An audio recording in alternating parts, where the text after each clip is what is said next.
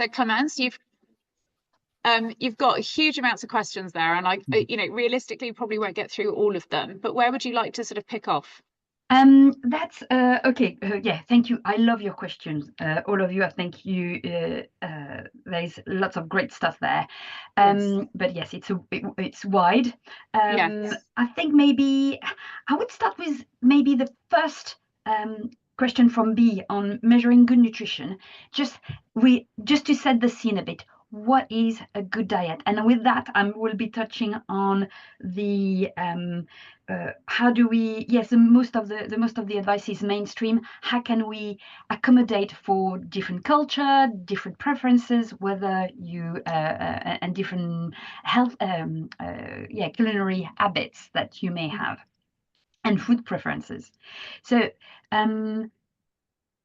in general, some of you have been talking about protein, some of you have been talking about carbohydrates. Nobody mentioned micronutrients, but often when we talk about nutrition, we tend to speak about nutrients. And I think it's very important to talk about food. Blueberries are amazing. Turmeric is fabulous. But all of this is a bit pointless because what really matters is the context in which we eat all these ingredients. If you only eat turmeric, you're going to die. If you only eat protein, you're going to die. The beauty of nutrition is that the diet matters. It's the balance of the overall diet that really, really matters, and that is true for everyone. It's not. And then what is fabulous as well is that there are many ways to achieve that. You don't have to be vegan or vegetarian or omnivorous to have a good diet. You don't have to eat a Mediterranean diet to have a good diet. What is more important is whether you are following some key principles that are going to be supporting your overall health and that works for you. Okay, so I'm going to describe what are these basic principles for you to have a healthy diet. And they're not revolutionary. You're probably fully aware of them, but I think that's quite good to have that in mind. It's, first of all, your diet needs to be well balanced. There needs to be plenty of fruit and vegetables, a decent amount of protein, a good amount of carbohydrates, and a bit of good fat in it. Okay, so priority, and a very simple way of picturing it is if you divide your plate in 4 quadrants, you say half of your plate needs to be full of fruit and vegetables, a quarter needs to be a good source of protein, and another quarter needs to be a good source of carbohydrates. Okay? And then within that, there will be a bit of fat. And if you've got this structure, and I can send you a little picture of what it looks like. There is every country has their own dietary guidelines. US has just published their new, it's not exactly published, but they are building their new dietary guidelines and they're about to be published. In the UK, we've got the Eat Well guide. They tend to show that balance, lots of fruit and vegetables, a good sort of protein, some carbohydrates, and a bit of fat among all of this. The other, so that's the balance, okay? The second very important element is that it needs to be varied. All right, so when I say, and variety is key. If you are, so when I say eat lots of fruit and vegetables, try to switch things out a bit. Don't always stick to carrots, broccolis, and peas. Every week, try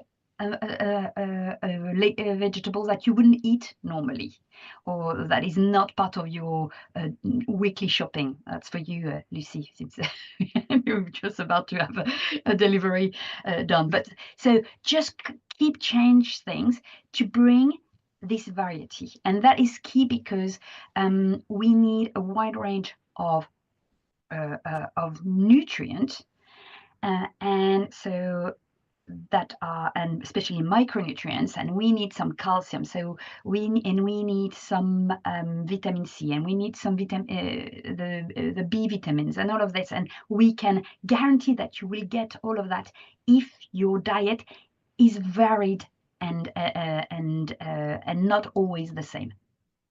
Okay, so that are the basic principle, and that applies to all culture. So it's true that we often in research say eat the Mediterranean diet, but that is a bit biased, because why do we say that? It's because the Mediterranean diet is the diet that has been the most researched, so we've got a very good basis of evidence that it is conducive to good health. But rather than saying eat the Mediterranean diet, we should say eat a Mediterranean-like diet, a diet that is follow the principle of the Mediterranean diet. And I will go just in a tiny bit more detail in what it is exactly. So it's a diet that is predominantly plant-based, with a lot of the protein comes from plant-based food as well. So you will have quite a bit of, you will have pulses, you will have nuts, you will have seeds in it. You've got a lot of fiber in that diet. So you've got whole grain bread, barley, quinoa, brown rice, all of these whole grains. And you've got a bit of protein, a bit of animal-based products, especially you will have a bit of dairy products, and that will be useful for the calcium. And you've got a limited amount of food that have been that are high in salt, high in fat, high in sugar. But you do have quite a decent amount of olive oil, which could be possibly replaced by rapeseed oils as well. That seems to be beneficial as well. So here's to give you a bit of a background of what is a good diet, and just to finish on the initial question of how do we measure good nutrition? Good nutrition is a diet where 80% of the time you're able to follow those guidelines, and then 20% of the time you can have a glass of wine, you can have a cake, you can have biscuit, you can have chocolate, you can have a burger from McDonald's. It's absolutely fine. It's just having this 80-20 balance. But it's also a diet, I would say, so that's the generic recommendation. But then after a good nutrition, measuring good nutrition is going to be quite personal. Somebody mentioned that they were suffering from type 2 diabetes. The diet will look slightly different for that person. Okay, so sorry, I'm going to stop. I could talk for hours. So I hope that it was a good entry into the topic.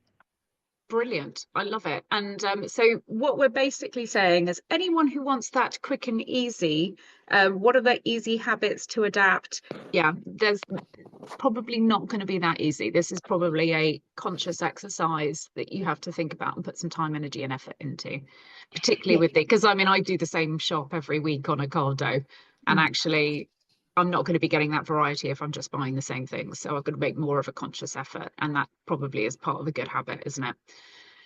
Maybe go down to the supermarket once a week, and then that's where you get the stuff that's seasonal. Yeah, but the seasonal is not so crucial. Okay, we focus a lot on the seasonal. Yes, it might have, it will have traveled a bit less, but actually, nutritionally, it's not going to, and even environmentally, it's not the major culprit in climate change. Eating things that are not seasonal, especially because you can just use frozen products. They're really good. They're fabulous. So I always have quite a lot of frozen vegetables in my freezer. So that's a good hack. I think if we were to stock up on a few frozen things, then actually that's quite a nice way of making it easy to just chuck in something that's sitting in the freezer. Exactly. Yeah. And then after you can vary things more easily. There were sorry, I was just going to point out there were a couple of questions around the balance between exercise and nutrition. I don't know if you've got any thoughts about that. Okay, they work in pairs completely hand in hand. And actually, when you think of nutrition, and that was something that Peter was saying, for longevity, for health span, you need to think of all this pillar of health: exercise, nutrition, sleep, but all as well. I would say social connection, very important. All of these things, how do you manage stress as well, is going to have a huge impact on your overall health. So these are the pillar of good health and longevity. But it's true that we often nutrition and exercise together because we're so familiar with this expression. If we need to lose weight, and if you want to lose weight, you should eat less, move more. So we put them together: eat less, move more. Clearly, these things work together. First of all, this is not for this expression, for this advice is completely outdated. Eat less, move more to manage our weight. It doesn't work. Because the more we move, the hungrier we are. Yeah. So it's going to be very challenging, but they work together, and I would say especially around the concept of protein. So if we go back to the theme of healthy aging, or increasing our health span, something that when you've reached midlife, you should really be working in building your muscle mass, and maintain your muscle mass, because your muscle mass is going to decrease, and you want to really you want to maintain your strength, and for that, nutrition and exercise really work in pair. If you do lots of resistance training, but you're not eating enough protein, it's pointless. If you just shove down lots of protein, but you're not doing the exercise, again, you're not going to do much for your strength and your muscle mass. So yes, nutrition, they have to do together. They have to come together. With the on that point about aging, what are the foods, if any, that as you're getting older, we probably need to maybe steer away from a little bit more? Is there anything that the aging process means it's harder for our bodies to break down, or things that we should focus on eating more?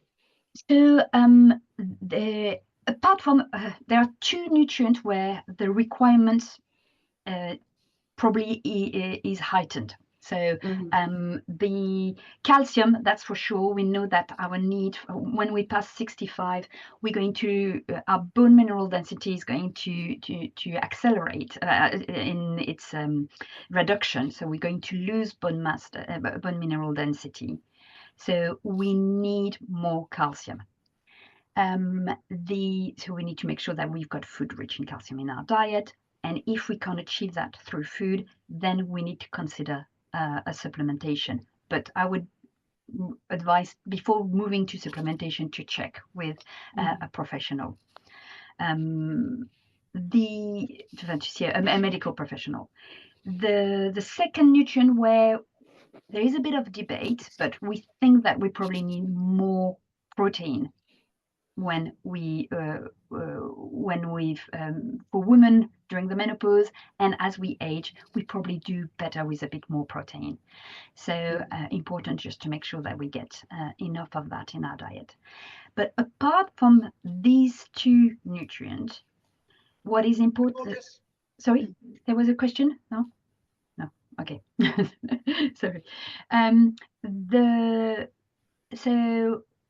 But then what is important as we age is the quality of a diet becomes more important. When we're young, we can get away with eating lots of rubbish, and we still function and power through and actually function really well. You just have to look at teenagers and young adults. They can, a bit like they can cope with the lack of sleep.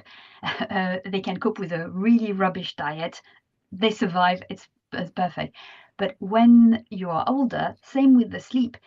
If you had a bad night, you're going to struggle. Well, if you got a bad diet, your body is going to struggle. So the quality of your diet is become far more important at that stage of life. And and so the principle that I've described are very important, and some specific nutrient may be lacking. So I mentioned protein, calcium. You also want to consider hydration, because we tend to feel less thirsty as we age. We need to be more careful of alcohol. Can I selfishly, can I pick up on that one? Because I Well, love a margarita, like, not gonna lie, absolutely love it. Why do we have to be more careful of alcohol? okay, because it damage your guts, and it damages your cells. Okay, so it creates a bit of a stress in your body that it has to do some repair work. And as we age, the cells are not functioning as well as they were. So there is a functional impairment of cells and tissue. So the speed at which you recover is going to be slowed down, and alcohol just adds a stress to it. So, but I go back to my principle at the beginning: 80-20. Okay, in ideal world, we would not drink alcohol. Alcohol is not great for your health from a nutritional point of view, but I really think that it's important to step back and look at our overall well-being. If it means to have the perfect diet and not drinking alcohol is meant to stop having a social life, then it's going to have other damage on your life and your health. So as long as your overall diet is good, a bit of a margarita from time to time is absolutely fine. Okay. One of the other things that we talked about, I mean, you've mentioned the word menopause. We've talked about, and yes, Trevor, we'll come to that in a second. What about, you've talked about the fact that we may not get as much protein, we may not get as much calcium. What kind of changes in the body, health, weight wise, those sorts of things? What can we expect? What is kind of normal? Okay, so you talk about body weight? Yeah, all right. So you're probably all familiar with the body mass index, BMI. That's usually how we assess whether somebody is at a healthy weight or not. But I really want to strengthen that body mass index is a very poor marker of health. It just takes two data points. One is your height, one is your weight, and based on it ignores your ethnicity, your age, your gender, the amount of muscle mass that you may have, and all of this really, and your genetics, okay, and where the fat is located. So body mass index is a great tool at a population level to assess whether as a population we are healthy or not. So when we see that in the UK, we've got 26% of our population that has a BMI over 30, it tells us that there is a problem, health problem with the society. But if somebody has a BMI of 30, it doesn't tell us at all that the person is not healthy or is not at a healthy weight. So BMI should be only used as a screening tool to then further investigate whether the person is at a healthy weight. Because the same way that some people are tall, some people are short, we're not saying short people are ill, Well, people who are heavyweight are not necessarily ill, okay, or are at risk for your health. So very important just to use BMI carefully. What is far more interesting is to look at where the fat is located and looking at their health marker. Do they have high cholesterol level? Do they have a good response to blood glucose? And when I'm saying that I'm not talking about the CGM. I'm talking about when we do, we're looking at the fasting blood glucose level or the HbA1c, whether just markers that truly show us your metabolic health. These are things that are interesting. Waist circumference are more interesting as well. So you can be of a high, I mean, just for an example, to mention, okay, I'm quite glad to see that there is not very too many, the people are roughly my age around here. So you will know who I'm talking about when I'm talking about Arnold Schwarzenegger. At the peak of his bodybuilding career, he had a BMI of, I think, 32, maybe 35. So he would have been considered to be suffering from obesity level 2 but he wasn't. He was just carrying an enormous amount of muscle. It's just to show you how we need to be cautious of assessing somebody's health just on their weight and height. And the other thing that I wanted to talk about aging is that it's normal for your weight to increase as you age. It's a good thing. So actually, if we're using BMI in a population of older people, the what is considered to be a healthy weight would correspond at the overweight category in BMI. Okay, Interesting. two things, being at a BMI between 20 and 25 in your 60s may actually be considered to be slightly underweight. So again, it's a screening tool, and then after we investigate what is healthy for you. That's interesting. So we are expected to basically get a bit heavier as we get older, and that's normal, and that's actually quite good for us. Exactly. Okay. Oh, good to know. Good to know. We need to relax. Thank you very much. Well, I've got what I came here for.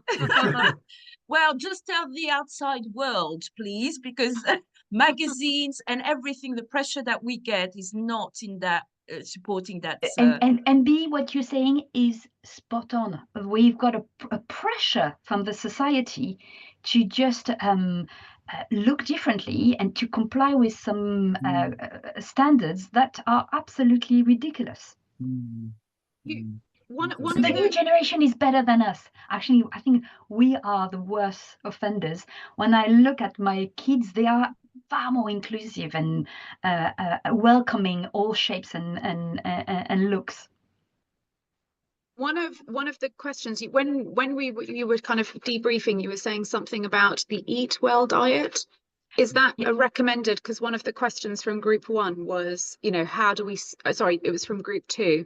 There is so much advice. How do we know where to go to and what to believe? Would that be a good source that you would recommend? So yes, it will give you, and I will send you a link. I personally prefer the Canadian food guide. I really like it. So I'll send you a link for everyone to look at. That would be great. Yeah, thank you. But the Eat Well guide is the one that has been developed for the UK. And yes, they are, they're carefully crafted. They're not perfect. A lot of people will say that. I regularly receive messages from people and say, the eating guidelines are killing us. Well, no, nobody follow them. That's why. So I think it's 0.5% of the population that is eating according to the eating guidelines. So no, they are not killing us, but they're really hard to achieve in the food environment in which we live. Okay. So that is a good source. And then I would say in general, always be skeptical, and be skeptical as well with even what I'm saying. Okay, nutrition is complex and it's different for different people. For different people. So if somebody is telling you that if the information is too good to be true, it's probably not true. If somebody is telling you this is something that nobody wants you to know, or I know and nobody knows that, again, this is not true. Okay. Anything that is a bit, be skeptical. If somebody is telling you, take this expensive supplement, be skeptical as well.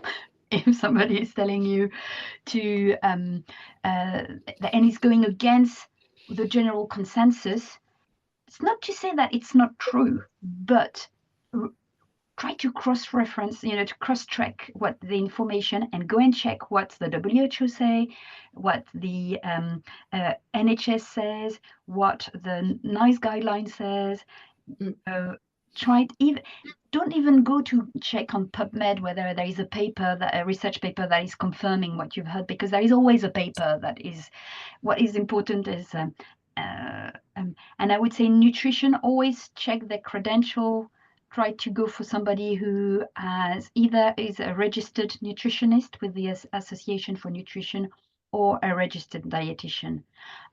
It's not to say that other people are not saying the truth, but usually these two professions are regulated and have to comply with a code of ethic and standards that mean that we're not allowed to say things that are not grounded in evidence. Brilliant. And I will you be able to, I was going to ask, could you give us the link to that Association for Nutrition and the Diet, because I haven't made a proper note of that. Yeah, but that would be great. And the BDA. So I'll send you a few. The British Dietitian Association is a really good place as well to find some good information and to get the and so dietitian and registered nutritionist are the right people to check. Thank you. And then with the advice that you've given and these principles for the, I guess, healthy aging, does that apply to mental health as well? Because we had a question on that from Claire's group. Very much so. So the what is interesting is that whether it's cognition, so which is something that we want to take in account when we're aging, cardiovascular health, so our heart, which is something as well that is very important as we're aging, and mental health, they seem to be aligned in terms of what a good food and what a good diet is. So, and the key principle is our food that are really lots of plants, lots of fiber, and I didn't talk much about this concept that also high in polyphenols. So when people say eat the rainbows, and that's where the variety comes into action. Eating lots of food of various color are high in polyphenols that seem to be anti-inflammatory, and that is good for our mental health, our heart, and aging. I will also mention, okay. But for mental health, omega-3s as well seems to be very important. And what's an omega-3? Is that oily fish? Sorry. Omega-3 is a type of fat. Yeah. That we found mainly in oily fish. Yeah.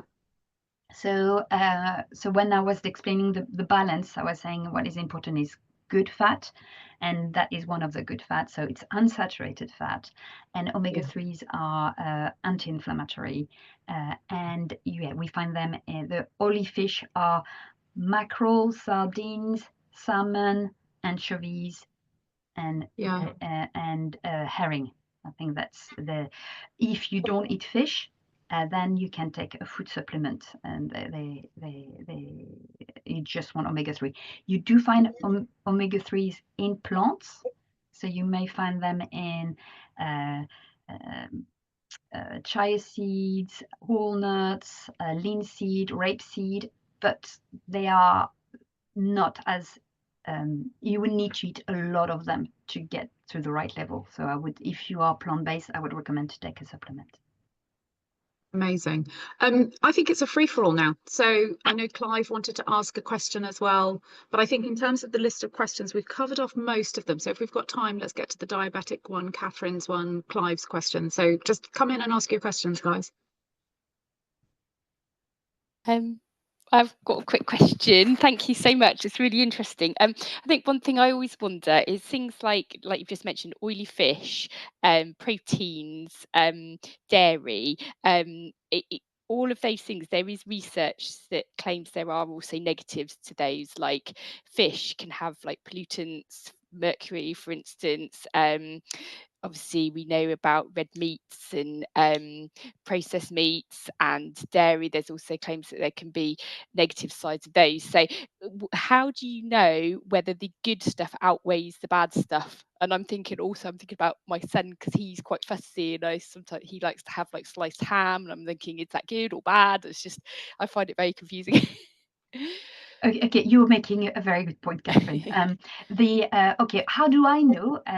So my job is to look at the whole body of evidence. So the problem with nutrition is it's really hard to entangle it.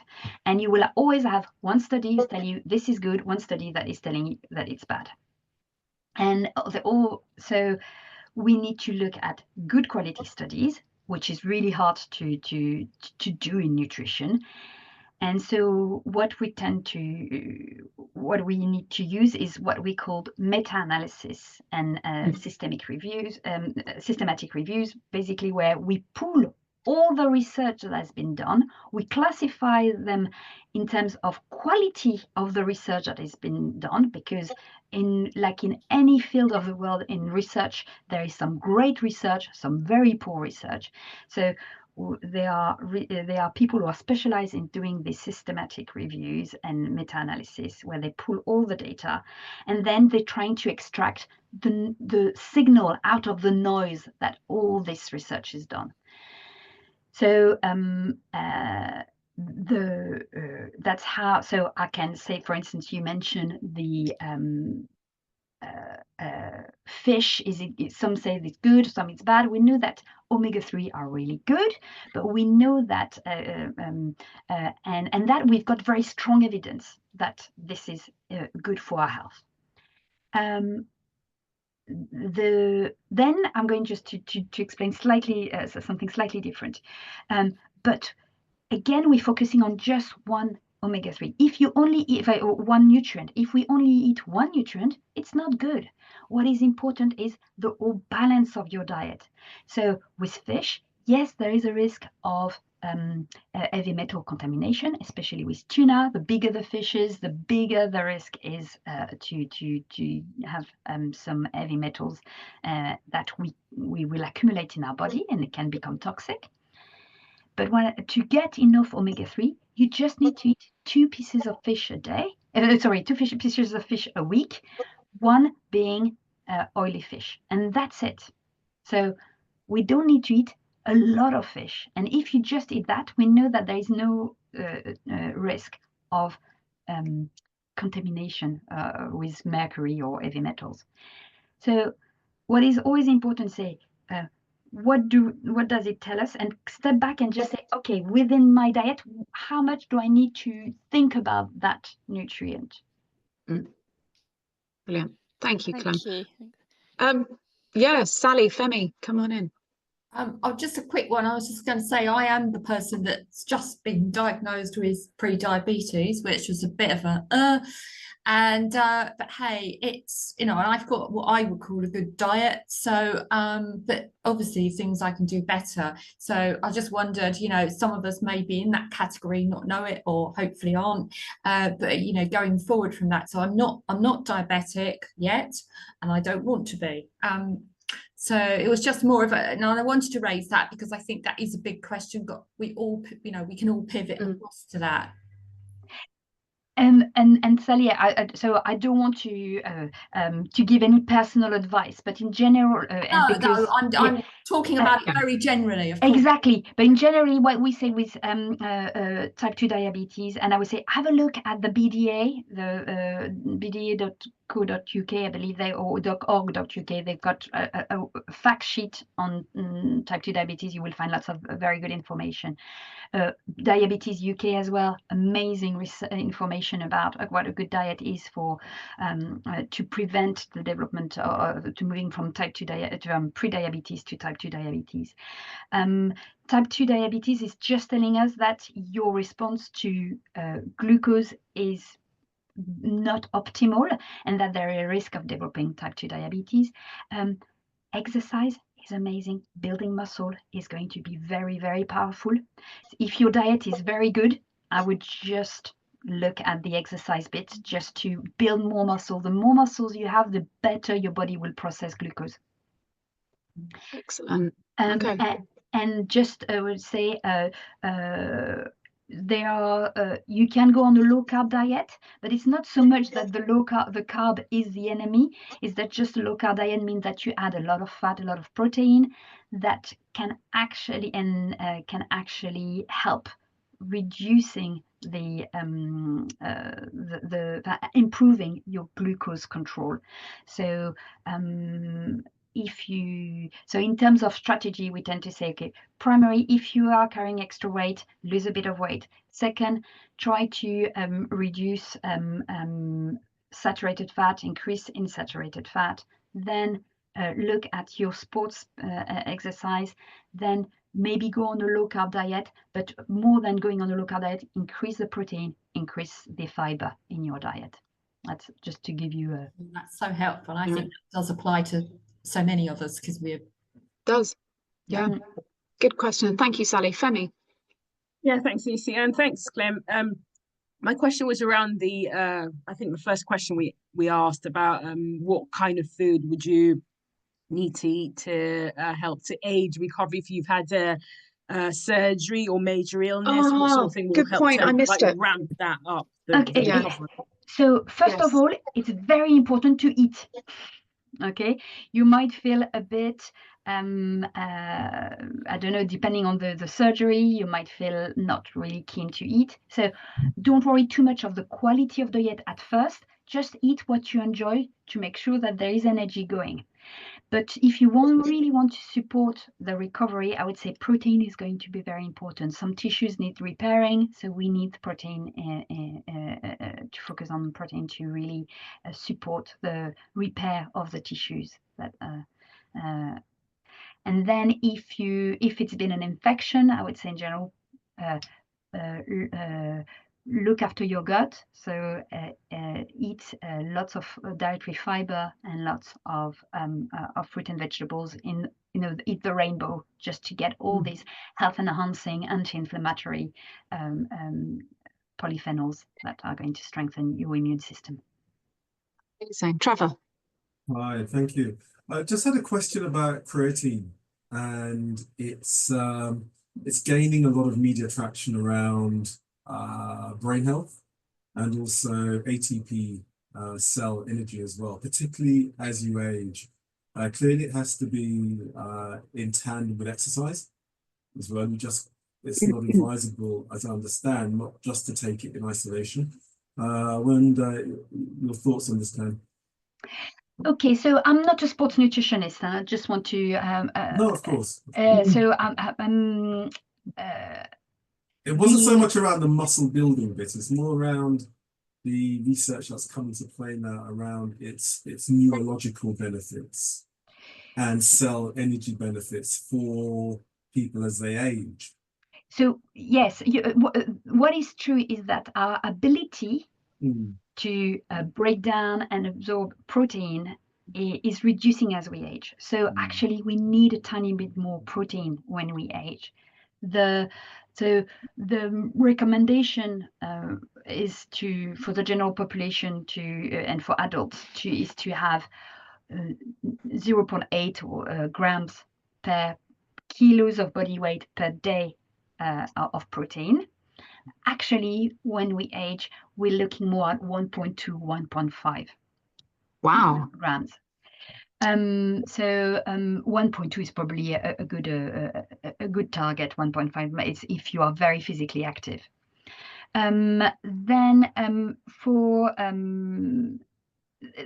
ATP, ATP is just a process that something that we create when in the mitochondria. I'm just not going to go into the biology of it all, but is protein better? I'm not aware of it.